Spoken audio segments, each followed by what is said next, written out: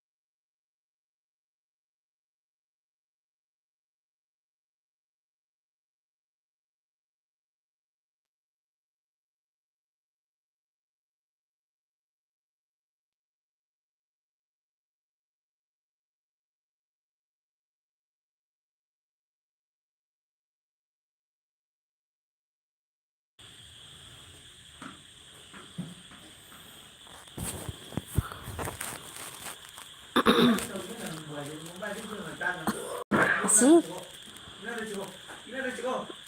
ꯑꯩꯈꯣꯏ ꯃꯨꯛ ꯂꯥꯎꯅꯁꯦ ꯇꯥꯔꯕ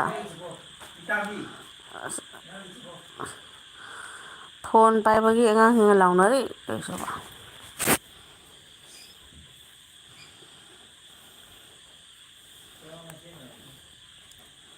ꯍꯥꯏꯅ ꯀꯥꯟꯅꯗꯦ ꯑꯁꯤꯅꯤ ꯑꯩꯅꯕꯨ ꯄꯥꯏꯔꯕ ꯃꯣꯏ ꯄꯥꯏꯔꯅꯦꯕ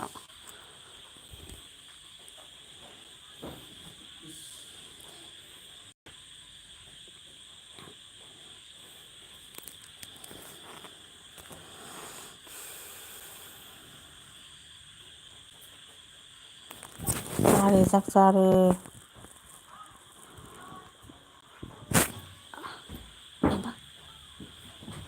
ꯎꯆꯦꯛ ꯃꯄꯥꯒꯤ ꯃꯔꯩꯗ ꯇꯥꯟꯊꯣꯔꯛꯇꯅ ꯑꯃꯨꯛꯀ ꯁ꯭ꯋꯥꯏ ꯂꯥꯛꯑꯦꯗꯣ ꯍꯥꯏꯅ ꯀꯥꯟꯅꯗꯦꯍꯦ ꯑꯉꯥꯡꯁꯦ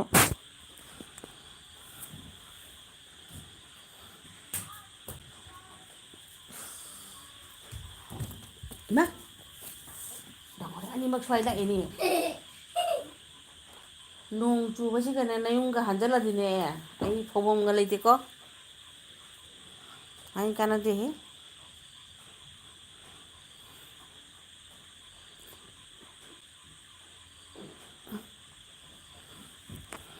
ꯏꯆꯥ ꯌꯥꯝꯃꯤꯌꯦ ꯌꯥꯝꯃꯟꯈ꯭ꯔꯦ ꯂꯥꯏꯞꯇ ꯍꯥꯏꯕ ꯏꯀꯥꯏꯖꯩ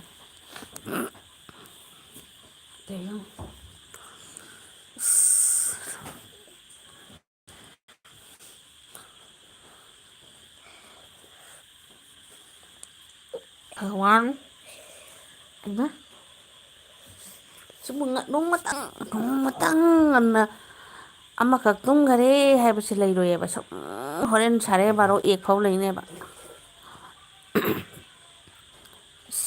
ꯍꯥꯏ ꯀꯥꯟꯅꯗꯦꯍꯦ ꯁꯦꯛꯇ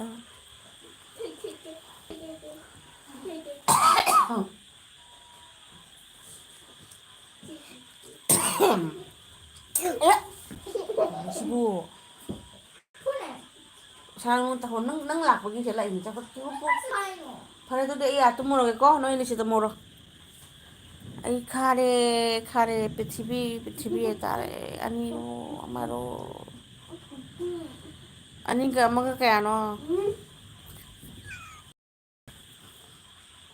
ꯑꯣꯏꯃꯥ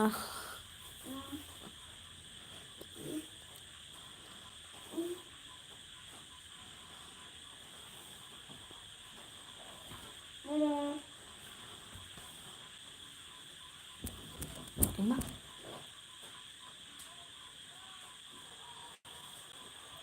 ꯅꯣꯡ ꯑꯩꯃꯥ ꯍꯪꯉꯣꯏꯒꯗꯣ ꯈꯔ ꯈꯣꯡꯉꯗꯤ ꯐꯕ ꯅꯣꯡꯒꯗꯣ ꯈꯔ ꯈꯣꯡꯉꯗꯤ ꯉꯔꯥꯡ ꯅꯨꯡꯗꯥꯡꯁꯨ ꯀꯤꯃꯟꯗꯅ ꯅꯣꯡ ꯍꯪꯉꯣꯏ ꯈꯣꯡꯉꯒ ꯑꯗꯨꯗꯩꯗꯤ ꯅꯣꯡ ꯈꯣꯡꯉꯒ ꯇꯥꯕꯗ ꯀꯞꯈꯤꯆꯪ ꯀꯞꯈꯤꯅ ꯑꯧ ꯑꯧ ꯍꯉꯣꯏ ꯈꯣꯡꯉꯦ ꯉꯣ ꯉꯥ ꯀꯤꯖꯩꯌꯦ ꯃꯣꯏꯃꯥ ꯀꯤꯖꯩꯌꯦ ꯍꯥꯎ ꯀꯤꯖꯩ ꯁꯤꯔꯦꯗꯅ ꯀꯤꯖꯅ ꯀꯞꯄꯤꯔꯕ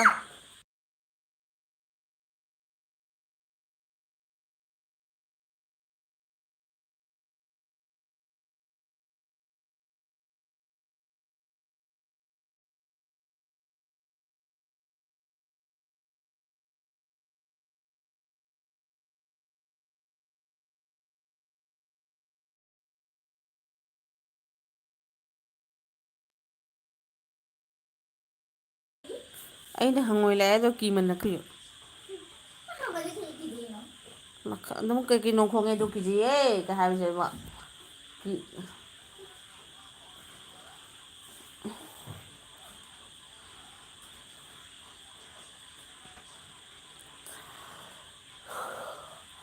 ꯑꯗꯨꯅꯅꯤꯅꯦ ꯃꯤ ꯈ꯭ꯋꯥꯏ ꯇꯧꯅꯒ ꯀꯃꯦꯟ ꯄꯥ ꯄꯥꯅ ꯄꯨꯡ ꯑꯃ ꯑꯅꯤꯒꯗꯣ ꯅꯤꯌꯣꯝ ꯅꯥꯏꯅꯒꯗꯣ ꯇꯧ ꯌꯥꯗꯦꯅꯦ ꯑꯩꯁꯦ ꯀꯔꯤ ꯂꯥꯛꯑꯃꯅꯤ ꯑꯣ ꯆꯤꯛꯀꯟ ꯅꯍꯥꯟ ꯊꯣꯡꯈꯤꯕꯒꯤ ꯇꯪꯈꯥꯏ ꯑꯃ ꯊꯣꯡꯗꯕ ꯂꯩꯌꯦꯕ ꯊꯣꯡꯕꯤꯔꯦ ꯑꯗꯩꯗꯤ ꯍꯧꯖꯤꯛꯇꯤ ꯌꯣꯡꯆꯥꯛ ꯃꯔꯥꯡ ꯀꯥꯏꯔꯕꯅꯤꯅ ꯑꯩꯗꯤ ꯌꯣꯡꯆꯥꯛ ꯑꯥꯂꯨ ꯄꯨꯂꯩ ꯏꯔꯣꯜꯂꯦ ꯑꯗꯨꯅ ꯍꯦꯟꯅ ꯐꯔꯦ ꯏꯃꯥ ꯑꯩꯅꯦ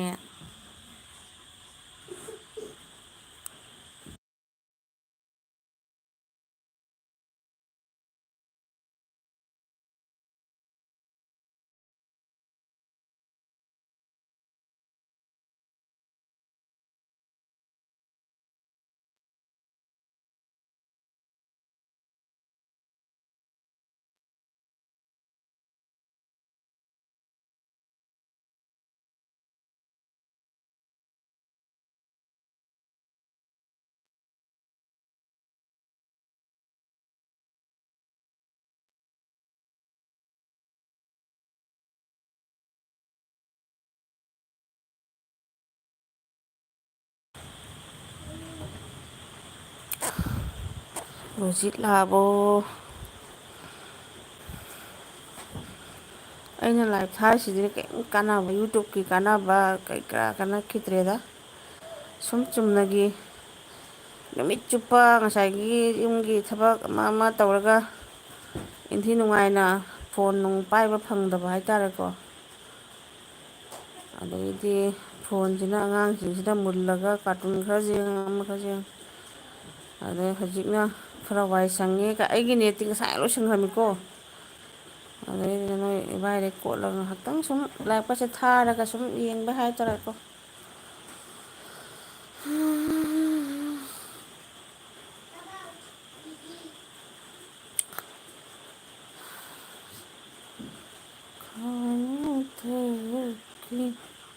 ꯁꯤꯡꯒꯥꯔꯦ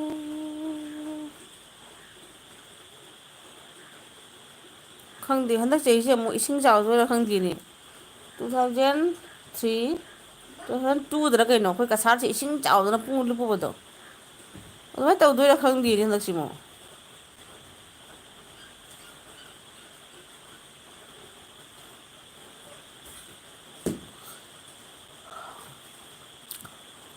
ꯏꯁꯤꯡ ꯀꯟꯅ ꯆꯥꯎꯕꯅꯦꯕ ꯑꯩꯈꯣꯏ ꯁ꯭ꯋꯥꯏꯁꯦ꯫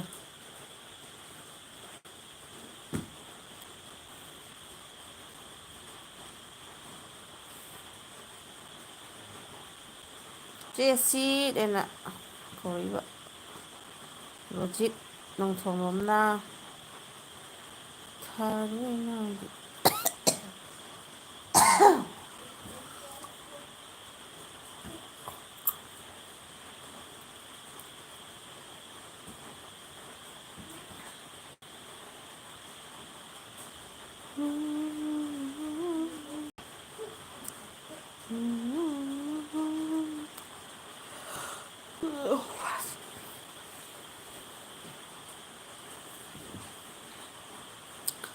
ꯇꯨꯔꯦꯟ ꯃꯄꯥꯟꯗ ꯂꯩꯕ ꯃꯤꯒ ꯑꯣꯏꯗꯤ ꯁꯨꯃꯥꯏꯅ ꯅꯣꯡ ꯑꯍꯤꯡ ꯆꯨꯞꯄ ꯆꯨꯕꯁꯦ ꯅꯣꯡꯉꯥꯜꯂꯛꯄꯗ ꯑꯩꯈꯣꯏꯒꯤ ꯁꯨꯃꯥꯡ ꯀꯩꯀꯥ ꯄꯨꯈ꯭ꯔꯤꯒ ꯂꯣꯏ ꯄꯥꯊꯔꯒ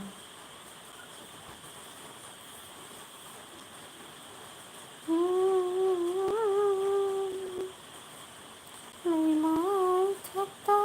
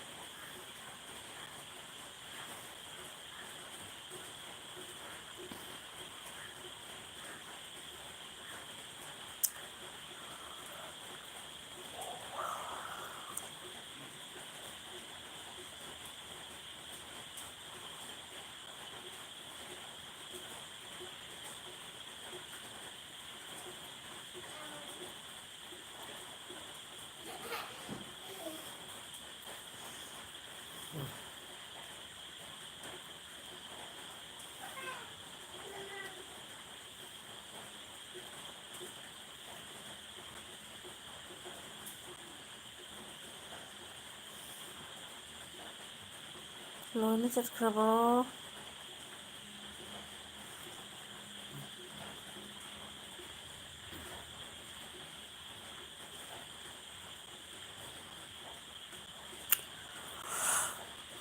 ꯑꯣ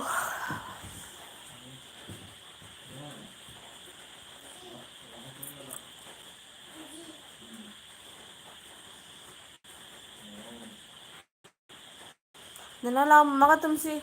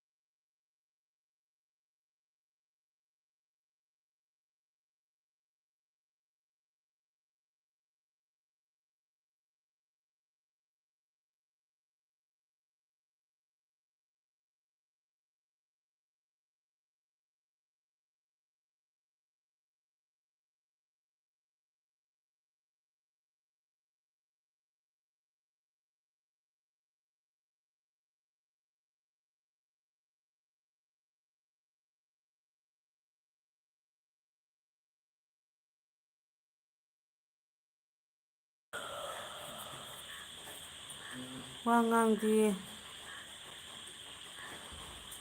ꯉꯥꯛꯇꯦ ꯉꯥꯡꯗꯦ ꯋꯥ ꯉꯥꯡꯗꯦ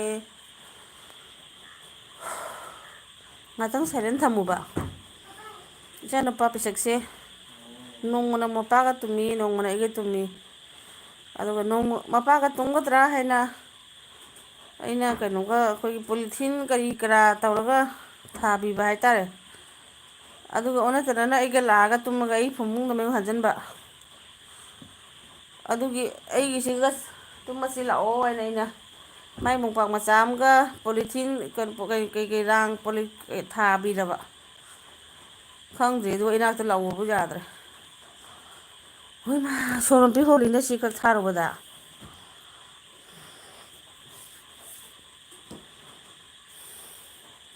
ꯔꯥꯅꯤ ꯚꯥꯠ ꯈꯩꯁꯣꯅꯤ ꯅꯪ ꯕꯦꯡꯒꯣꯂꯤ ꯇꯥꯛꯄꯤꯒꯦ ꯉꯁꯤꯗꯤ ꯚꯥꯠ ꯈꯩꯁꯥꯅꯤ ꯔꯦ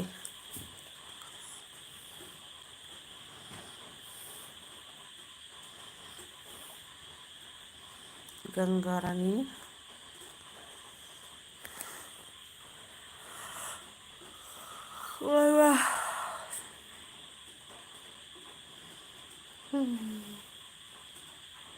ꯅꯪ ꯆꯥꯛ ꯆꯥꯔꯕ ꯍꯪꯉꯤꯅꯦ ꯑꯩꯅ ꯍꯪꯉꯤꯁꯦ ꯁꯤ ꯍꯥꯟꯅ ꯈꯨꯝꯃꯛꯑꯣ ꯑꯩꯁꯨ ꯆꯥꯔꯦ ꯆꯥꯕ ꯂꯣꯏꯔꯦ ꯑꯩ ꯏꯆꯥꯁꯤꯡꯁꯦ ꯈꯪꯗꯦ ꯕꯥꯔꯣ ꯑꯦꯛ ꯇꯥꯔꯁꯦ ꯑꯃꯐꯥꯎ ꯇꯨꯝꯗꯦ ꯃꯤ ꯅꯣꯏꯒꯤꯗꯤ ꯇꯨꯝꯕ꯭ꯔꯕ ꯑꯃꯨꯛꯇꯪꯗꯤ ꯃꯣꯏꯁꯦ ꯇꯨꯝꯈ꯭ꯔꯒ ꯑꯩꯁꯦ ꯒ꯭ꯌꯥꯟ ꯇꯥꯅ ꯚꯤꯗꯤꯑꯣ ꯑꯃꯇꯪ ꯅꯝꯖꯒꯦ ꯋꯥꯍꯩ ꯑꯃꯇꯪ ꯍꯥꯏꯖꯒꯦ ꯀꯥꯏꯅ ꯑꯃꯠꯇ ꯐꯪꯗꯦꯕ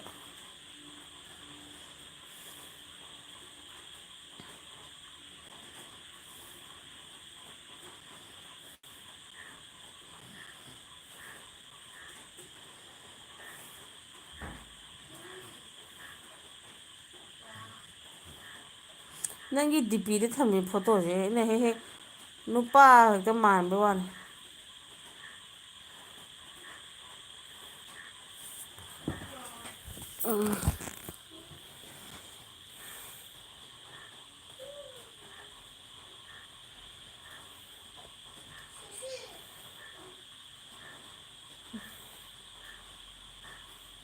ꯅꯣꯡ ꯆꯨꯕꯁꯦ ꯇꯨꯝꯕꯗꯤ ꯅꯨꯡꯉꯥꯏꯕꯅꯤꯀꯣ ꯅꯣꯡꯉꯥꯟꯗ ꯄꯥꯝꯃꯨꯏ ꯑꯩꯁꯦ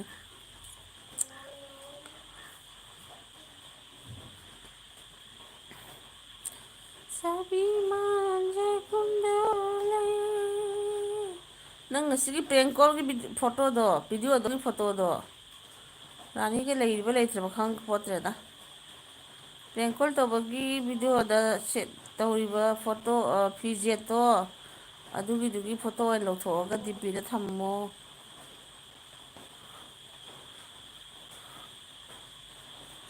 ꯇꯥꯕ꯭ꯔꯣ ꯑꯩ ꯍꯥꯏꯁꯦ ꯆꯥꯔꯦ ꯑꯩꯒꯤ ꯏꯆꯥꯁꯨ ꯇꯨꯝꯃꯣ ꯌꯥꯗꯦ. ꯍꯌꯦꯡ ꯁ꯭ꯀꯨꯜ ꯀꯥꯕ ꯍꯧꯔꯅꯤ ꯑꯗꯨꯅ ꯅꯝꯗꯅ ꯇꯨꯝꯍꯜꯂꯤ ꯑꯗꯨꯅꯦꯕ ꯑꯩꯈꯣꯏꯒꯤꯅ ꯍꯌꯦꯡ ꯅꯠꯇꯦ ꯗꯦꯠ 4ꯗꯒꯤ ꯀꯥꯒꯗꯧꯕ. ꯑꯁꯤꯁꯨ ꯂꯥꯟꯖꯥꯎ ꯑꯃꯅꯤꯀꯣ ꯇꯧꯗꯣꯏꯁꯦ. ꯗꯦꯠ ꯏꯆꯥꯅꯨꯄꯤ ꯀꯩꯅꯣꯗꯣ ꯑꯗꯨꯅ ꯗꯦꯠ 4ꯗꯩ ꯀꯥꯗꯧꯕ. ꯑꯗꯩ ꯄꯤꯇ꯭ꯔꯨꯁꯤꯅ ꯍꯟꯗꯛꯇ ꯅꯧꯅ ꯑꯃꯨꯛ ꯑꯦꯠꯃꯤꯁꯟꯒ ꯇꯧꯔꯒ ꯀꯥꯗꯣꯏꯕ ꯁꯤꯁꯨ ꯆꯥꯎꯔꯕ ꯋꯥꯔꯤ ꯑꯃꯅꯤꯀꯣ ꯅꯧꯅ ꯀꯥꯒꯗꯧꯕ ꯃꯤꯁꯦ. ꯁ꯭ꯀꯨꯜ ꯀꯥꯕ ꯀꯥꯅꯤꯡꯉꯦꯕ ꯍꯩꯗꯣꯏꯔꯥ ꯍꯩꯔꯣꯏꯗꯣꯏꯔꯥ ꯀꯔꯤ ꯀꯔꯝ ꯁꯤꯁꯇꯦꯝ ꯇꯧꯗꯣꯏꯕ ꯑꯩꯁꯨ ꯈꯪꯗ꯭ꯔꯦꯕ. ꯁꯤꯒꯤ ꯀꯣꯛꯆꯥꯎꯕꯤ ꯀꯥꯔ ꯂꯩꯖꯔꯤꯕꯅꯦꯕ ꯑꯩꯁꯦ. ꯒ꯭ꯌꯥꯟ ꯑꯃ ꯇꯥꯗ꯭ꯔꯦ ꯈꯪꯗꯦ ꯋꯥꯈꯜꯅ ꯁꯣꯝꯗ ꯆꯥꯎꯅ ꯋꯥꯈꯜ ꯈꯟꯈ꯭ꯔꯕ. ꯀꯅꯥꯏ ꯀꯔꯤ ꯀꯨꯀꯤ ꯀꯔꯥꯡ ꯚꯤꯗꯤꯑꯣ ꯁꯤꯗꯤꯑꯣ ꯁꯦꯝꯕꯒꯤ ꯑꯆꯧ ꯑꯆꯧꯕ ꯚꯤꯗꯤꯑꯣ ꯁꯦꯝꯕꯒꯤ ꯋꯥꯈꯜꯂꯣꯟꯅꯤ ꯁꯣꯝꯗꯅ ꯌꯨꯝ ꯏꯃꯨꯡꯁꯤꯒ ꯇꯧꯔꯤꯕ ꯂꯤꯂꯥꯁꯤꯅ ꯃꯔꯣꯝ ꯑꯃ ꯍꯥꯏꯅ ꯀꯥꯟꯅꯗꯦ.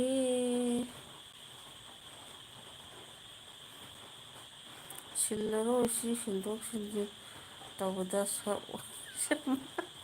ꯃꯥꯡꯉꯣꯏꯌꯦ ꯁꯤꯒꯤꯁꯦ ꯅꯪ ꯐꯖꯕ ꯅꯪ ꯍꯪꯒꯄꯥꯟ ꯐꯤ ꯏꯟꯕꯒꯨꯝꯕ ꯑꯗꯨꯃꯥꯏꯅ ꯀꯩꯅꯣꯝ ꯃꯤꯇꯩ ꯐꯤ ꯏꯟꯕꯒꯨꯝꯕ ꯑꯃ ꯀꯩꯅꯣꯝ ꯑꯣꯟꯊꯣꯛꯑ ꯀꯩꯅꯣ ꯑꯁꯤ ꯍꯦꯛ ꯑꯣꯟꯊꯣꯛꯄꯗ ꯅꯪ ꯀꯌꯥꯝ ꯀꯥꯔꯛꯀꯦ ꯌꯦꯡꯉꯣ.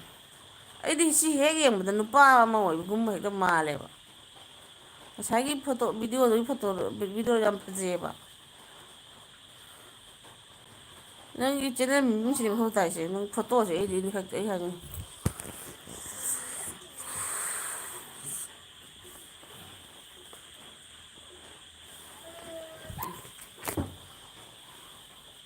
ꯌꯦꯡꯉꯨ ꯌꯦꯡꯉꯨ ꯅꯪ ꯊꯥꯃ ꯌꯦꯡꯉꯨꯗ ꯅꯪꯅꯤꯁꯨ ꯈꯪꯗꯦ ꯅꯨꯄꯥꯅꯤꯁꯨ ꯀꯩꯅꯣꯝ ꯃꯥꯜꯂꯦꯕ ꯁꯤꯁꯦ.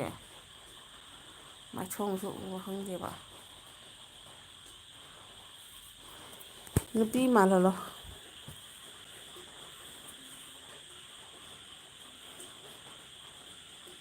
ꯅꯨꯄꯤ ꯑꯩꯈꯣꯏꯅ ꯁꯨꯛ ꯌꯥꯝ ꯂꯤꯂꯥ ꯃꯔꯛꯁꯤꯗ ꯚꯤꯗꯤꯑꯣꯅꯤ ꯀꯥꯏꯅ ꯅꯝꯃꯤꯁꯦ ꯑꯋꯥꯕꯅꯤ.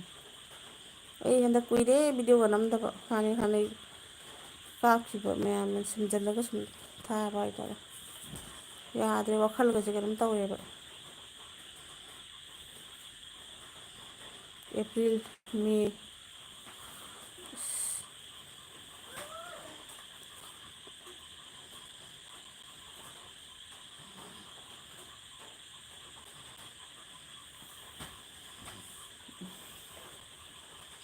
ꯆꯥꯝꯕꯤ ꯃꯉꯥꯟꯁꯦ ꯀꯨꯟꯗꯣ ꯂꯩ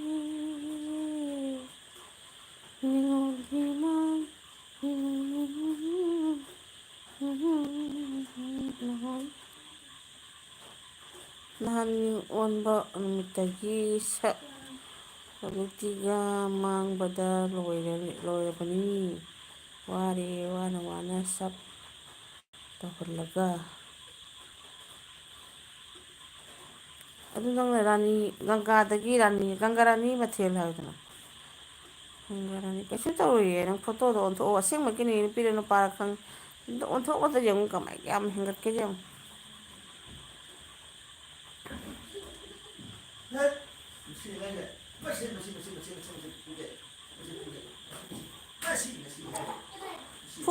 ꯐꯨꯔꯣꯍꯦ ꯂꯝꯍꯦꯟꯕ ꯌꯥꯝ ꯌꯥꯎꯔꯦ.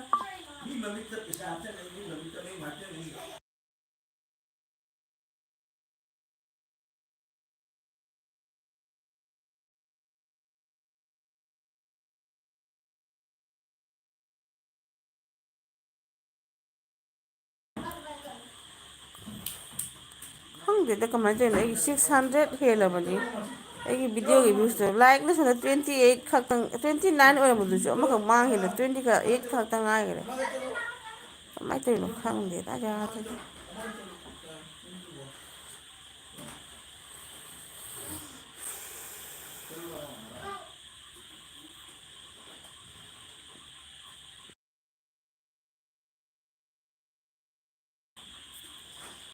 ꯑꯩꯗꯤ ꯃꯇꯣꯟꯇ ꯂꯥꯛꯇꯔꯤ ꯈꯣꯝꯕ ꯅꯠꯇꯅ ꯚꯤꯗꯤꯑꯣ ꯍꯧꯖꯤꯛꯀꯤ ꯂꯥꯟꯒꯤ ꯋꯥ ꯉꯥꯡꯕꯁꯨ ꯅꯨꯡꯉꯥꯏꯇꯦ ꯑꯗꯨꯅ ꯎꯄꯥꯏ ꯂꯩꯇꯦ ꯅꯪꯅ ꯂꯥꯟꯒꯤ ꯃꯔꯝꯗ ꯋꯥ ꯍꯥꯏꯕ ꯋꯥ ꯉꯥꯡꯕ ꯍꯩꯕ ꯇꯥꯔꯒꯗꯤ ꯁꯞꯇꯤ ꯑꯗꯨꯝ ꯂꯥꯛꯄꯨꯗꯤ ꯂꯥꯛꯀꯅꯤꯕ ꯑꯗꯨꯝ ꯃꯁꯥꯅ ꯂꯥꯛꯄꯨꯗꯤ ꯂꯥꯛꯄꯅꯦꯕ ꯑꯗꯨꯗ ꯑꯩ ꯏꯁꯥꯃꯛꯅ ꯈꯪꯗꯦ ꯂꯥꯟꯒꯤ ꯚꯤꯗꯤꯑꯣ ꯉꯥꯡꯅꯤꯡꯗꯕ ꯍꯥꯏꯇꯥꯔꯦꯀꯣ ꯍꯥꯏꯗꯤ ꯀꯩꯅꯣꯝ ꯑꯃꯒꯤ ꯅꯥꯀꯜ ꯑꯃꯒꯤ ꯐꯅꯕ ꯍꯥꯏꯕꯗ ꯅꯥꯀꯜ ꯑꯃꯒꯤ ꯐꯠꯇꯕ ꯑꯣꯏꯕ ꯀꯩꯅꯣꯝ ꯍꯦꯛꯇ ꯑꯣꯏꯈꯤꯕ ꯑꯗꯨ ꯂꯥꯟꯒꯤ ꯋꯥ ꯉꯥꯡꯕ ꯇꯥꯔꯒꯗꯤ ꯑꯗꯨꯝ ꯃꯊꯪ ꯃꯊꯪ ꯉꯥꯡꯕ ꯇꯥꯕ ꯑꯗꯨꯅ ꯑꯩꯅ ꯇꯜꯂꯦ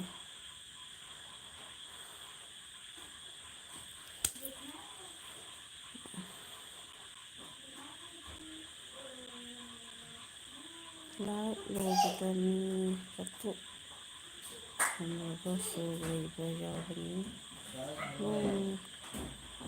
ꯅꯣꯡ ꯃꯔꯛꯇ ꯇꯥꯏ ꯀꯔꯤꯒꯤꯅꯣ ꯁꯤꯕꯣ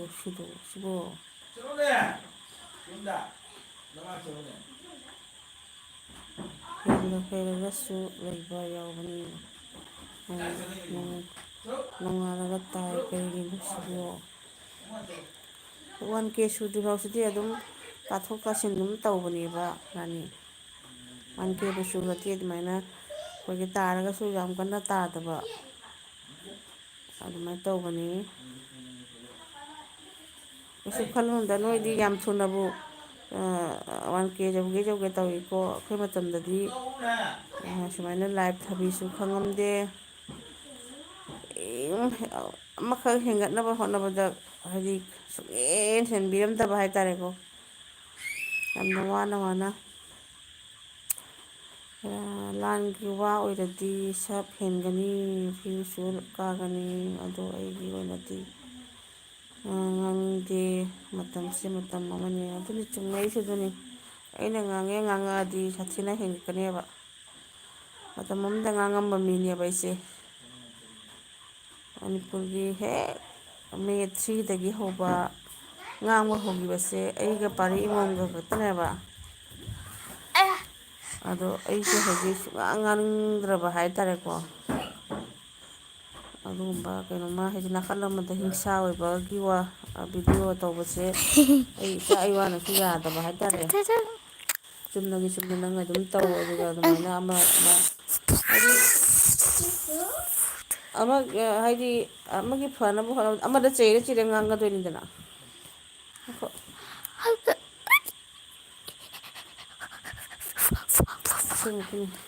मिठी तुम्हारे मिठी तुम्हारे Haying though. Haying Chalo my tum. friend Mithi Haying. And Haying another friend. Chalo ada mai jam chalo mai jam satri bawa mai Papa na siga chalwa na kamu chalwa adam nilan thiyo. ꯅꯄꯥꯗꯤ ꯋꯥꯔꯝꯃꯅꯤ ꯑꯩꯈꯣꯏꯗꯤ ꯁꯨꯝ ꯉꯥꯏꯍꯥꯛꯇꯪ ꯐꯃꯨꯡꯗ ꯍꯤꯞꯄ ꯑꯗꯨꯝ ꯂꯩꯅꯦꯕ ꯅꯄꯥꯗꯤ ꯑꯃꯨꯛꯇꯐꯥꯎ ꯅꯣꯡꯉꯥꯟꯕꯗꯩ ꯐꯃꯨꯡ ꯀꯩꯅꯣꯗꯤ ꯐꯪꯖꯗ꯭ꯔꯕ ꯃꯤꯅꯦꯕ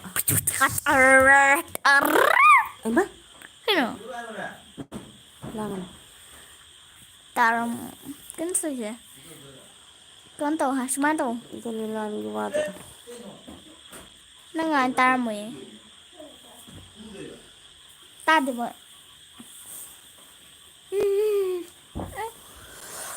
ꯀꯩꯅꯣꯅꯦ ꯆꯠꯂꯣ ꯇꯨꯝꯃꯨꯔꯣ ꯆꯣ Papa na tanda.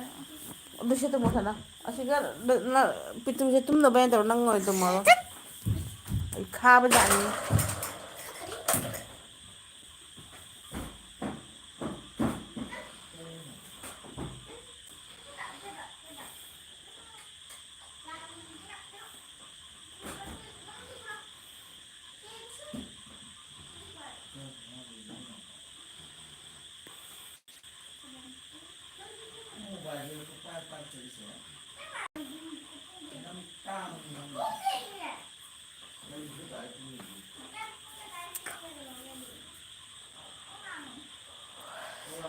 ꯑꯩꯅ ꯑꯩꯒꯤ ꯚꯤꯗꯤꯑꯣ ꯁ꯭ꯇꯥꯏꯜꯗꯣ ꯍꯧꯒꯠꯂꯛꯄꯗꯗꯤ ꯑꯗꯨꯝ ꯂꯥꯏꯛ ꯁꯞꯁꯀ꯭ꯔꯥꯏꯕ ꯃꯌꯥꯝ ꯍꯦꯟꯒꯅꯦꯕ ꯑꯩꯁꯦ ꯍꯟꯗꯛ ꯇꯝꯗꯅ ꯀꯔꯤꯝꯇ ꯇꯧꯗꯕꯤꯗ ꯁꯤꯝꯄꯜ ꯑꯣꯏꯅ ꯑꯗꯨꯝ ꯂꯩꯔꯕ ꯑꯩꯅ ꯚꯤꯗꯤꯑꯣ ꯇꯧꯒꯦ ꯅꯠꯇ꯭ꯔꯛꯄꯗ ꯀꯔꯤꯒꯨꯝꯕ ꯂꯥꯟꯒꯤ ꯅꯠꯇ꯭ꯔꯕꯗꯁꯨ ꯑꯗꯨꯝ ꯑꯩꯒꯤ ꯇꯧꯕꯤ ꯑꯃ ꯂꯩꯌꯦꯕ ꯍꯟꯗꯛꯁꯦ ꯋꯥꯈꯜꯁꯦ ꯀꯩꯅꯣꯝ ꯇꯧꯕ ꯍꯥꯏꯇꯥꯔꯦ ꯏꯆꯥꯅꯨꯄꯤ ꯑꯍꯟꯒꯤ ꯀꯣꯂꯦꯖ ꯇꯝꯕꯒꯤ ꯃꯇꯥꯡꯗꯁꯨ ꯈꯔ ꯆꯃꯝꯅꯕ ꯂꯩꯌꯦꯕ ꯑꯗꯨꯅ ꯑꯩꯁꯨ ꯕꯥꯏ ꯑꯣꯏꯔꯒꯦ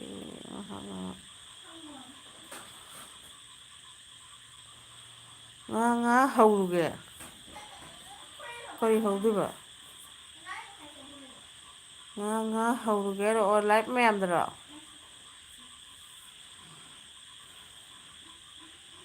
ꯍꯧꯔꯨꯔꯣ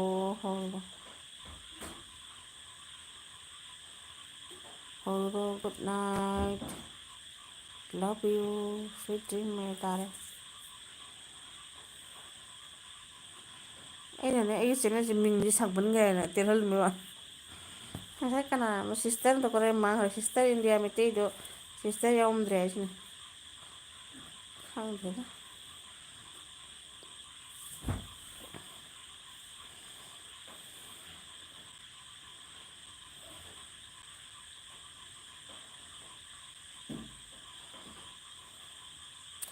ꯑꯩꯒꯤ ꯑꯣꯏꯅ 1K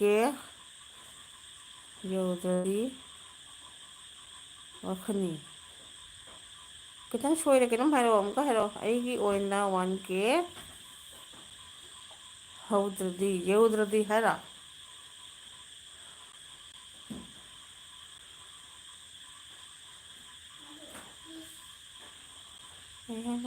ꯄꯤꯇꯥ ꯀꯣꯏꯁꯦ ꯇꯥꯔꯦ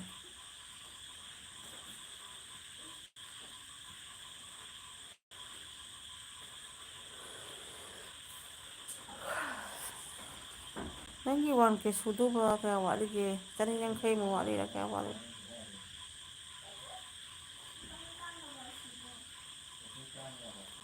ꯍꯧꯗ꯭ꯔꯤꯐꯥꯎ ꯋꯥꯠꯈꯤꯅꯤ ꯌꯧꯗ꯭ꯔꯤ ꯐꯥꯎ ꯍꯥꯏꯔꯣ ꯌꯧꯗ꯭ꯔꯤ ꯐꯥꯎ ꯋꯥꯠꯈꯤꯅꯤ ꯍꯥꯏꯕ꯭ꯔꯣ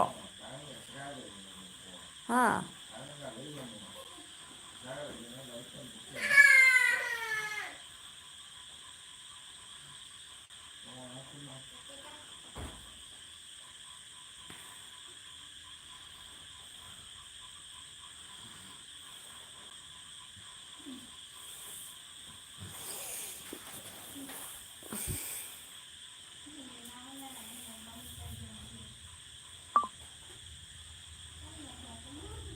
ꯑꯁ ꯑꯟꯖꯨꯃꯨꯛ ꯀꯥꯞꯊꯣꯔꯛꯏꯍꯦ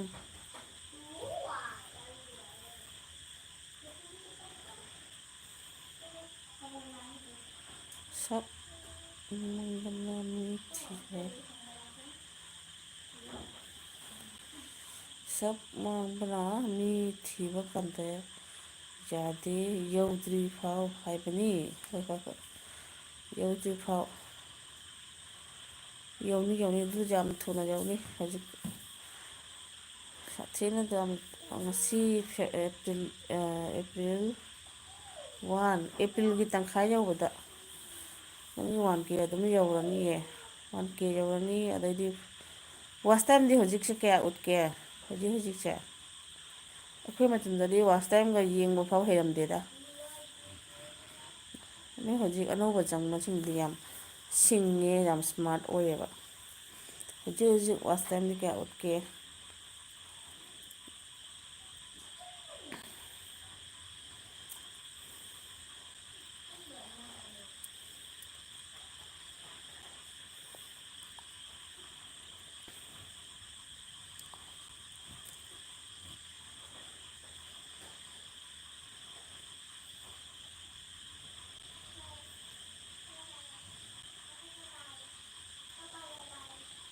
ꯀꯩꯒꯤ ꯋꯥꯁ ꯇꯥꯏꯝ ꯃꯥꯡꯈ꯭ꯔꯦ ꯀꯩꯗꯧꯕꯩ ꯃꯥꯡꯗꯣꯏꯅꯣ ꯅꯪꯒꯤꯁꯤꯕꯨ ꯆꯍꯤ ꯊꯥ ꯀꯌꯥ ꯁꯨꯔꯒꯦ ꯍꯥꯏꯁꯤꯕꯣ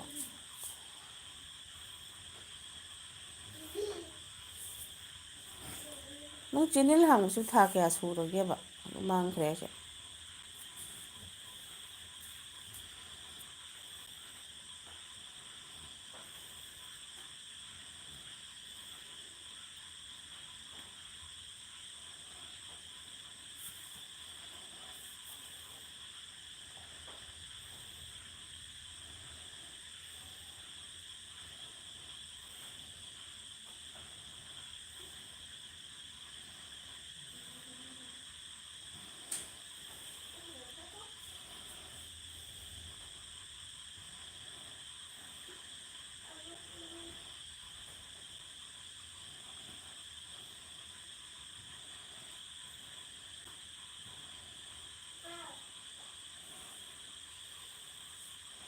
WT ꯅꯨꯡꯇꯤꯒꯤ ꯍꯥꯞꯄ꯭ꯔꯥ?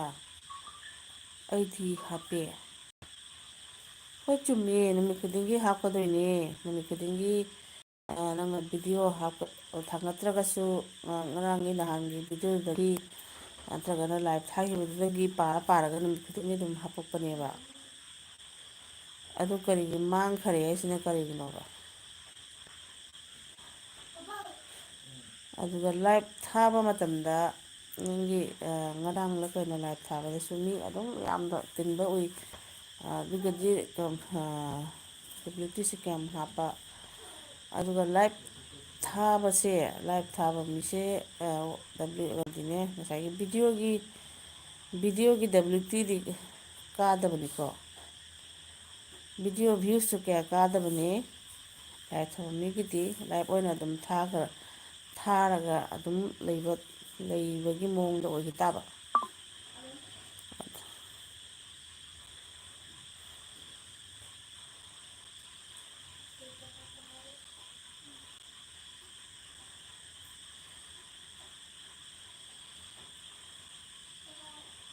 ꯍꯧꯖꯤꯛꯁꯦ ꯀꯌꯥꯃꯨꯛ ꯁꯨꯔꯒꯦ ꯍꯥꯏꯕꯅꯤ? 1Kꯕꯨꯗꯤ ꯁꯣꯏꯗꯅ ꯌꯧꯔꯅꯤ, ꯀꯨꯏꯔꯔꯣꯏꯕ꯫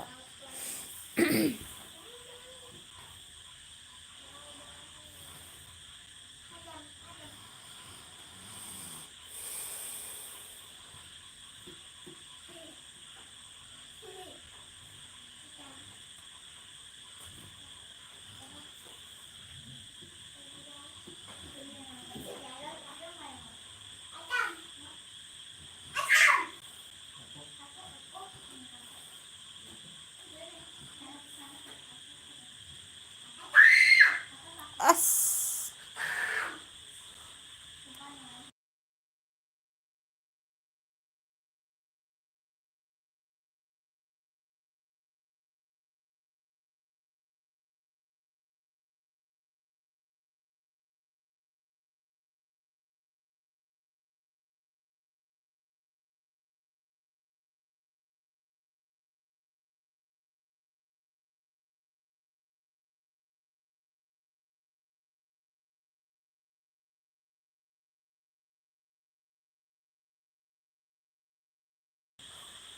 ꯊꯥ ꯑꯅꯤ ꯐꯥꯔꯦ ꯑꯩꯅ ꯀꯣꯄꯤꯔꯥꯏꯠ ꯊꯥꯏ ꯍꯥꯏꯅ ꯂꯥꯏꯚ ꯈꯔ ꯀꯛꯈ꯭ꯔꯦ꯫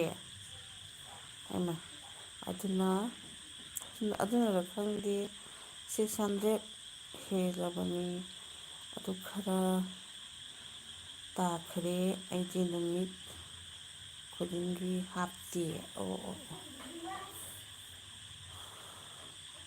600 ꯍꯦꯜꯂꯕꯅꯤ, ꯑꯗꯨ ꯈꯔ ꯇꯥꯈ꯭ꯔꯦ꯫ ꯑꯗꯨ ꯀꯩꯁꯨ ꯀꯥꯏꯗꯦ꯫ ꯑꯗꯨꯅꯦ ꯚꯤꯗꯤꯑꯣꯁꯦ ꯈꯔ ꯇꯣꯏ ꯇꯣꯏꯅ, ꯀꯅꯥꯒꯨꯝꯕꯗꯤ ꯅꯨꯃꯤꯠ ꯈꯨꯗꯤꯡꯒꯤ ꯚꯤꯗꯤꯑꯣ ꯊꯥꯒꯠꯄꯁꯨ ꯂꯩꯌꯦꯕ꯫ ꯑꯗꯨꯒ ꯅꯨꯃꯤꯠ ꯈꯨꯗꯤꯡꯒꯤ ꯉꯝꯗ꯭ꯔꯒꯁꯨ ꯅꯤꯅꯤꯗ, ꯍꯨꯝꯅꯤꯗ ꯁꯨꯝ ꯊꯥꯡꯒꯠꯄ ꯚꯤꯗꯤꯑꯣꯁꯦ, ꯍꯥꯏꯗꯤ ꯈꯔ ꯐꯖꯅ ꯊꯥꯒꯠꯄ꯫ ꯑꯗꯨꯒ ꯍꯣꯏ ꯃꯣꯏ ꯚꯤꯗꯤꯑꯣ ꯀꯌꯥ ꯊꯥꯒꯠꯇꯕꯤꯗ ꯂꯥꯏꯚ ꯑꯗꯨꯝ ꯃꯌꯥꯝ ꯇꯧꯔꯒ ꯁꯨꯝ ꯃꯣꯏ ꯃꯣꯅꯤꯇꯥꯏꯖ ꯇꯧꯕꯁꯨ ꯁꯨꯝ ꯂꯩꯌꯦꯕ꯫ 1Kꯒ ꯁꯨꯗ꯭ꯔꯤꯉꯩꯒꯤ 200, 300 ꯌꯧꯗ꯭ꯔꯤꯉꯩꯗꯒꯤ ꯑꯗꯨꯝ ꯂꯥꯏꯚ ꯊꯥꯕ ꯃꯤꯁꯨ ꯂꯩꯌꯦꯕ꯫ ꯈꯪꯗꯦ, ꯑꯗꯨ ꯑꯩꯅ ꯁꯨꯝ ꯈꯟꯕꯗ ꯂꯥꯏꯚ ꯊꯥꯔꯒ ꯌꯨꯇꯨꯕ ꯇꯧꯗꯧꯒꯤ ꯁꯔꯨꯛꯄꯨꯗꯤ ꯑꯇꯣꯞꯄ ꯀꯔꯕꯥꯔ ꯑꯃ ꯑꯣꯏꯅ ꯇꯧꯕ꯭ꯔꯥ ꯍꯥꯏꯅ ꯁꯨꯝ ꯈꯟꯖꯤꯜꯂꯛꯏꯗ ꯑꯩꯗꯤ꯫ ꯈꯪꯗ꯭ꯔꯦ ꯇꯧꯔꯤꯁꯤ ꯌꯨꯇꯨꯕꯁꯦ꯫ ꯑꯗꯨꯗꯤ ꯚꯤꯗꯤꯑꯣ ꯁꯦꯝꯗ꯭ꯔꯁꯨ ꯑꯗꯨꯝ ꯌꯥꯔꯖꯥꯠꯂꯕ?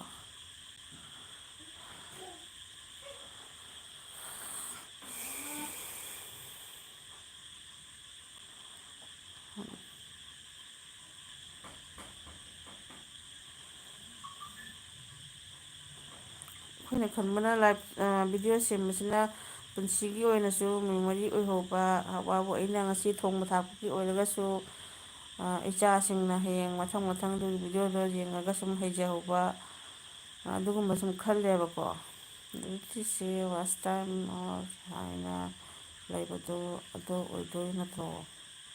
ꯍꯣꯏ, WTꯗꯣ 600, 700, 800 ꯑꯗꯨꯃꯥꯏꯅ ꯇꯧꯕꯗꯣ ꯃꯊꯪ ꯇꯧꯔꯒ ꯑꯗꯨꯒꯤꯗꯣ 3,000 ꯁꯨꯔꯒ ꯁꯨꯔꯒꯅꯤ ꯃꯣꯏꯒꯤ ꯃꯣꯅꯤꯇꯥꯏꯖꯦꯁꯟ ꯍꯥꯏꯅ ꯑꯣꯏꯗꯣꯏꯁꯦ꯫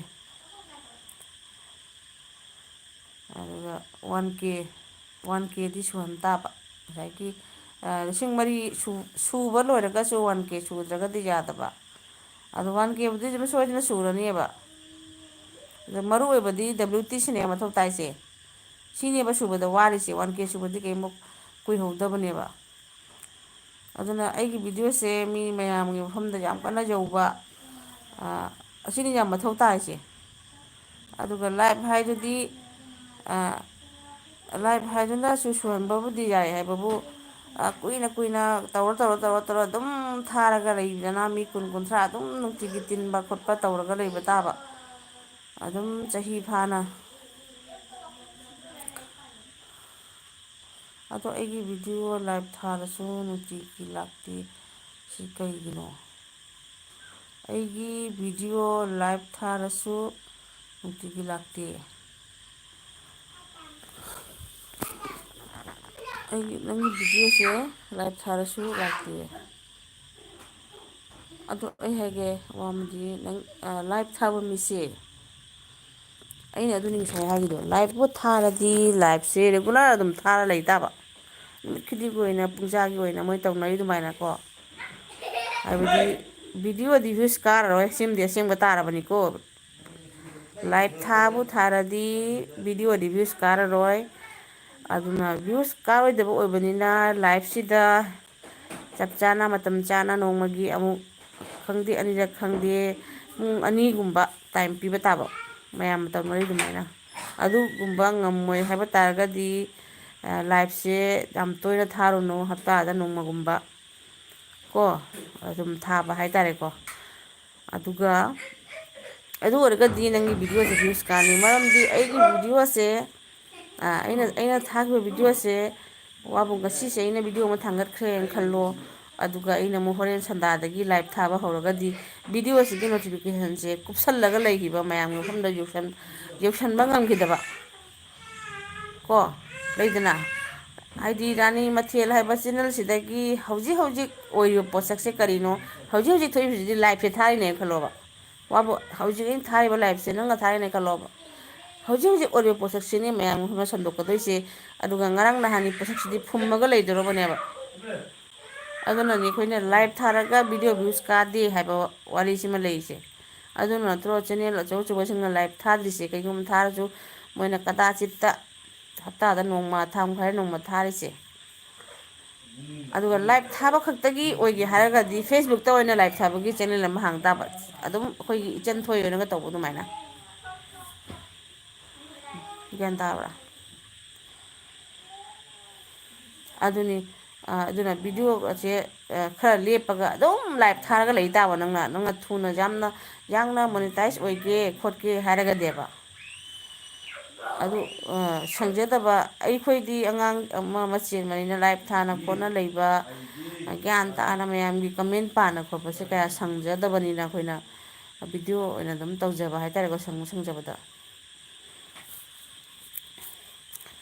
ꯑꯗꯨꯒ ꯆꯦꯅꯦꯜꯒꯤ ꯃꯤꯡ ꯑꯃ ꯐꯥꯎꯒꯦ ꯑꯩꯁꯦ ꯌꯨꯇ꯭ꯌꯨꯕꯔ ꯑꯃ ꯑꯣꯏꯒꯦ ꯍꯥꯏꯅ ꯈꯜꯂꯕꯗꯗꯤ ꯚꯤꯗꯤꯑꯣ ꯑꯣꯏꯅ ꯊꯥꯡꯒꯠꯄ ꯇꯥꯕ꯫ ꯌꯥꯝ ꯅꯨꯡꯁꯤꯅ ꯃꯌꯥꯝꯅ ꯅꯨꯡꯁꯤꯕꯤꯕ ꯃꯌꯥꯝꯅ ꯁꯛꯈꯪꯕꯤꯕ ꯆꯦꯅꯦꯜ ꯑꯃ ꯑꯣꯏꯕ ꯇꯥꯔꯒꯗꯤ ꯚꯤꯗꯤꯑꯣ ꯈꯛ ꯑꯣꯏꯅ ꯊꯥꯡꯒꯠꯄꯤꯕ꯫ ꯊꯥꯡꯒꯠꯂꯒ ꯃꯌꯥꯝꯒ ꯁꯛꯈꯪ ꯃꯥꯏꯈꯪꯅꯅ ꯃꯤꯡꯐꯥꯎ ꯑꯃ ꯑꯣꯏꯖꯕ ꯍꯥꯏꯗꯣ ꯂꯥꯏꯚ ꯊꯥꯕ ꯍꯥꯏꯁꯤꯗꯤ ꯑꯗꯨꯃꯥꯏꯅ ꯑꯣꯏꯗꯦꯕ꯫ ꯂꯥꯏꯚ ꯊꯥꯕꯁꯤꯅ ꯑꯩꯈꯣꯏꯒꯤ ꯑꯉꯥꯡꯁꯤꯡꯅ ꯀꯩꯅꯣ ꯐꯣꯟꯗ ꯒꯦꯝ ꯁꯥꯟꯅꯔꯒ ꯁꯦꯟ ꯇꯥꯟꯕꯒꯨꯝꯕꯒꯤ ꯃꯑꯣꯡꯗ ꯑꯣꯏꯅ ꯇꯥꯕ ꯇꯥꯏ ꯍꯥꯏꯕ ꯇꯥꯔꯦꯀꯣ꯫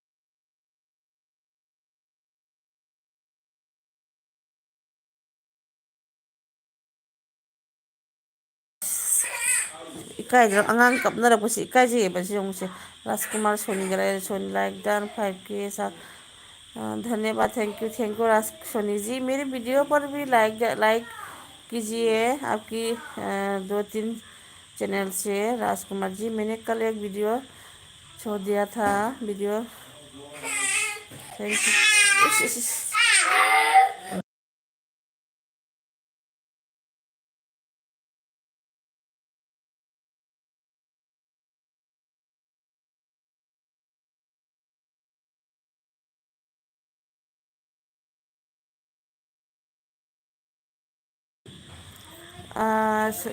ꯀꯩꯅꯣꯁꯦ WTC ꯅꯨꯡꯇꯤꯒꯤ ꯂꯥꯛꯇꯕꯅꯤ ꯅꯨꯃꯤꯠ ꯅꯤꯅꯤ ꯃꯇꯨꯡꯒꯨꯝꯕꯗ ꯂꯥꯛꯄꯅꯦ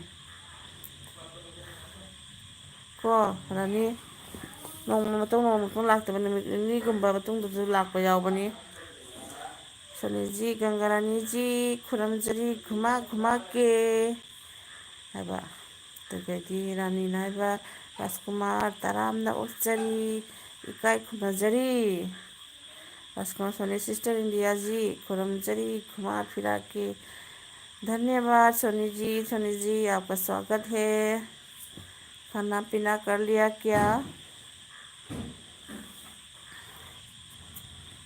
अꯉꯥꯡ ꯍꯦꯛꯇ ꯀꯞꯁꯜꯂꯛꯏ ꯏꯀꯥꯏꯖꯩ ꯇꯜꯂꯦ ꯍꯥꯏꯁꯤꯅꯤ ꯑꯣ bye thank you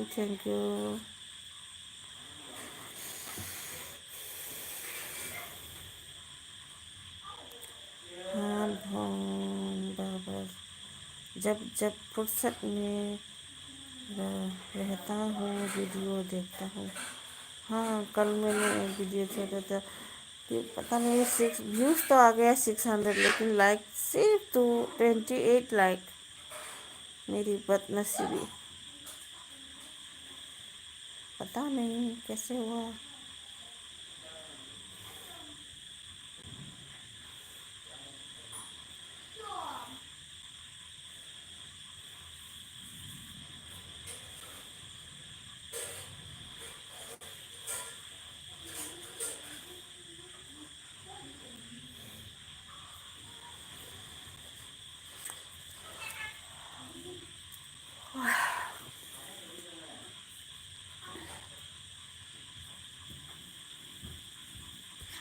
Là tôi quá mà हे बाबा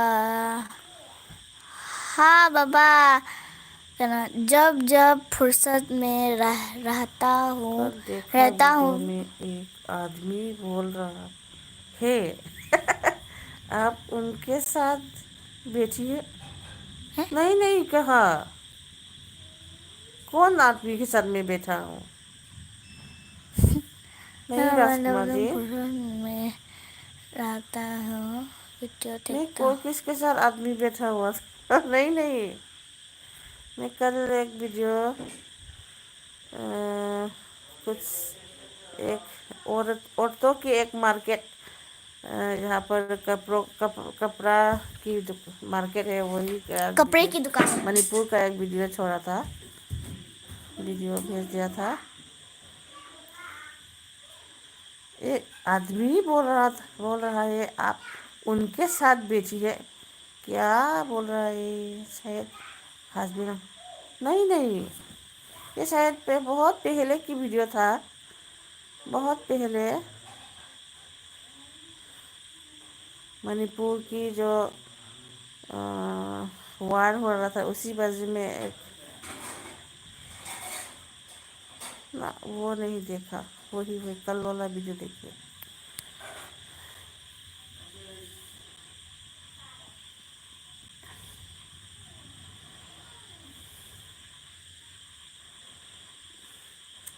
आपकी आने से महकी हुई सी राज है आपकी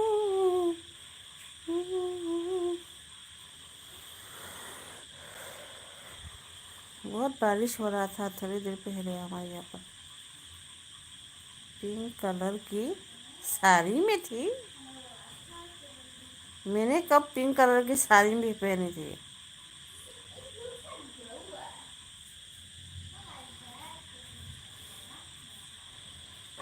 कौन सी दुनिया की वीडियो था? बहुत शायद कोई पता नहीं। मुझे तो बहुत सुंदर लगी। मैंने पिंक कलर की साड़ी पहनी थी। भूल गई मैं कौन सी वीडियो। बस हाय कहीं ताऊ है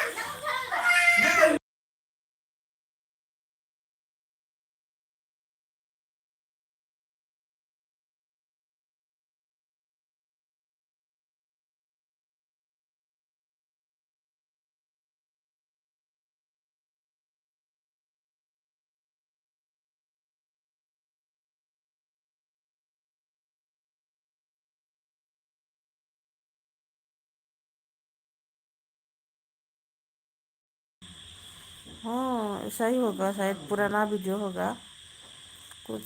अ,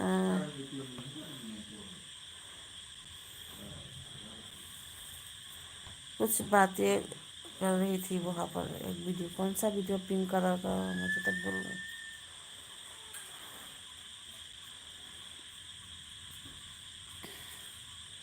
ओके ओके।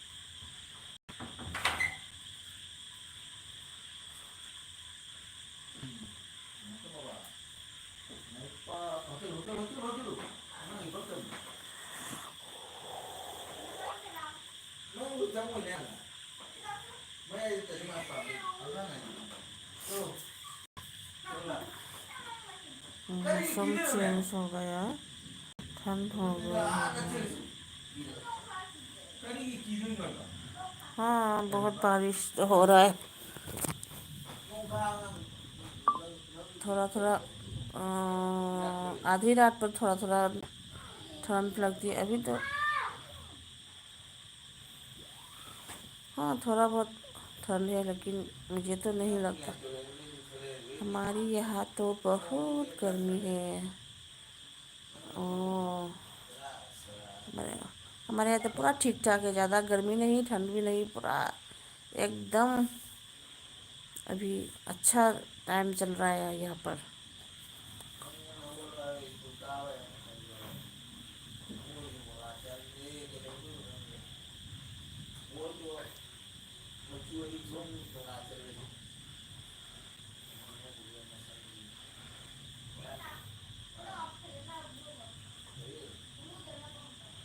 अच्छा जी, ऐसी बात है क्या? हाँ हाँ, बहुत अच्छी टाइम है अभी, क्योंकि ज़्यादा गर्मी भी नहीं हो रही है। अभी तो अप्रैल 1 है ना आज, फिर भी ज़्यादा गर्मी भी नहीं, ठंड भी नहीं। थोड़ा थोड़ा फैन चलाने से अच्छा तो लगता है, नहीं चलाने से भी होता है। बहुत अच्छा ही चल रहा है अभी शायद, लेकिन अगले महीने में अप्रैल की 10 या 15 16 से शुरू हो जाएगा फिर गर्मी भी। अच्छा जी, शुरू हो जाएगा गर्मी अप्रैल मई जून जुलाई अगस्त सितंबर। जब गर्मी शुरू होगी मेरी, आधा दिन आधा रात तो सो नहीं पाऊंगी, एकदम शुरू हो जाएगा मेरा।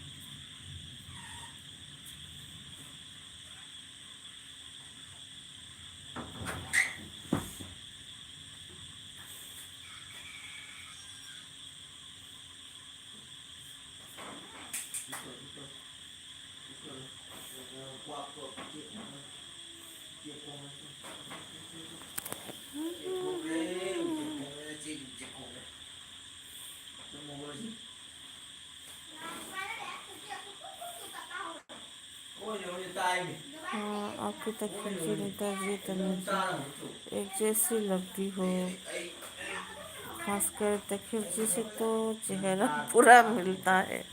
हाँ,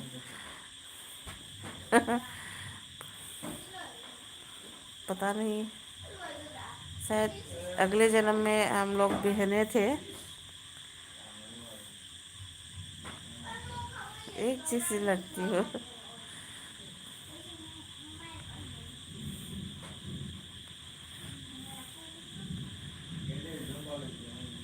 हे भगवान।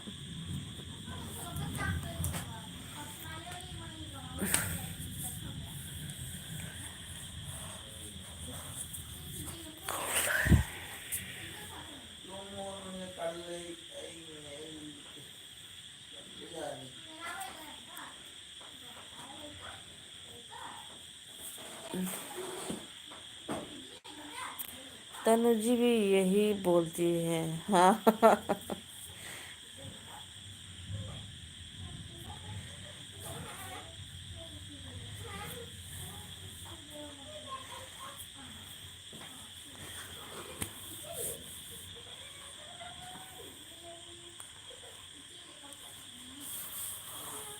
जब हम जवान होंगे, जाने कहाँ होंगे, इसी टाइप बचपन छोड़ के हम जब बड़े हो जाते,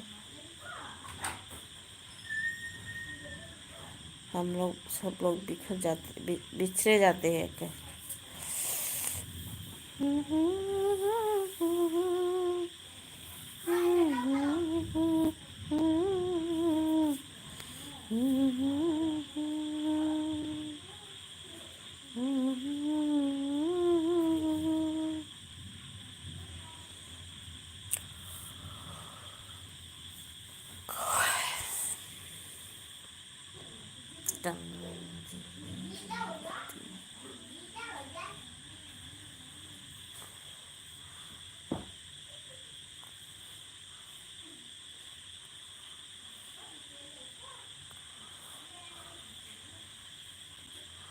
ꯑꯗꯨ ꯑꯣꯏꯅ ꯊꯥ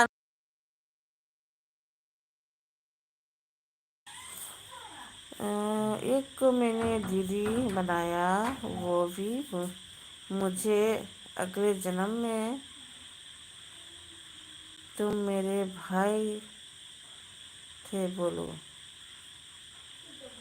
एक को मैंने दीदी बनाया, वो भी मुझे अगले जन्म में तुम मेरे भाई थे बोला।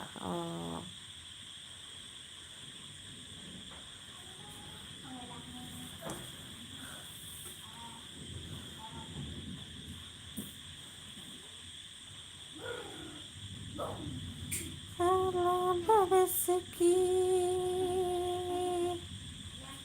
बाली मैं को सलाम सलाम सलाम, बाली मैं को सलाम।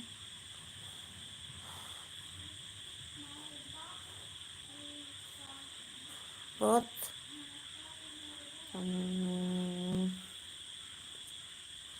पर मैं आपको दोस्त मानता। Thank you. क्या बोलता है? बारिश आने से पहले वो ग्रुंग ग्रुंग ग्रुंग ग्रुंग करते हैं ना आकाश में, वही हो रहा है यहाँ पर। ग्रुंग ग्रुंग ग्रुंग ग्रुंग, डोंग डांग डोंग डांग। और मेंढक भी बहुत ngô nga कर रहा है। गो गा। वाह, कितना सुंदर ग्रुंग ग्रुंग ग्रुंग ग्रुंग। आपके यहाँ पर वो भी हो रहा है क्या? भवरे भवरे गुनगुनाती है हवा, ऐसे मुस्कुराती है भवरे गुनगुनाती।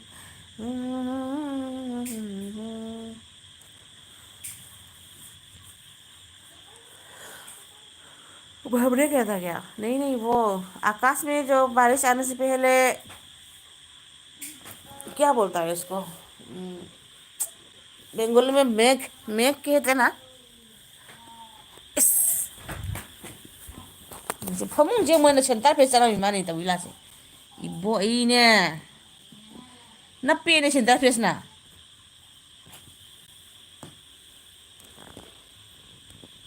ना ना बाबा बहुत गर्मी है।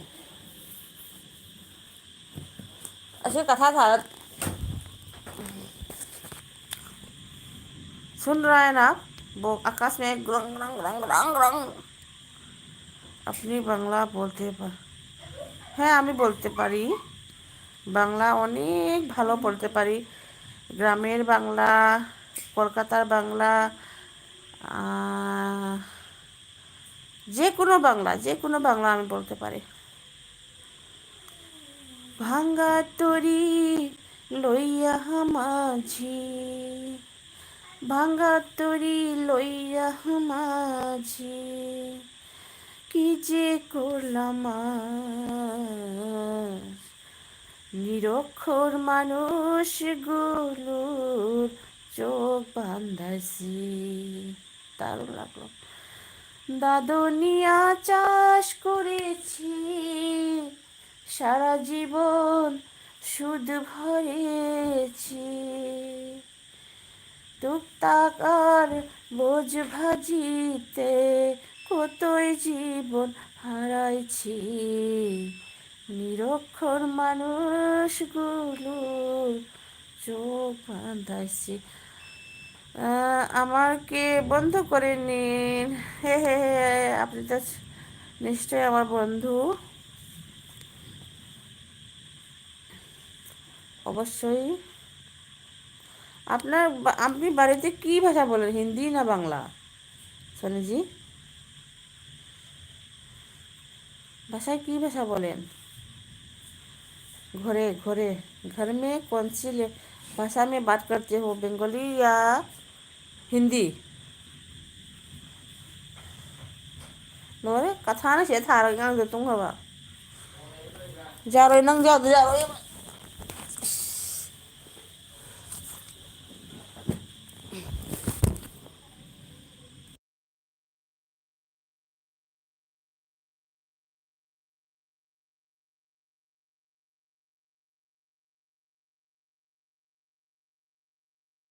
ओहो আপনি মারওয়ারি?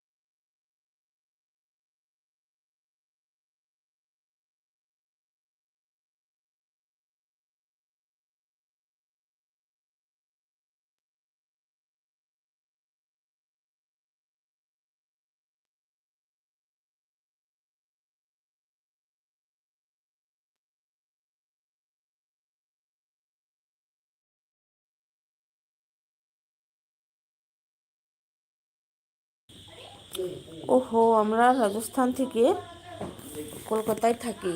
আচ্ছা আচ্ছা আচ্ছা আচ্ছা, খুব সুন্দর, বহুত আচ্ছা।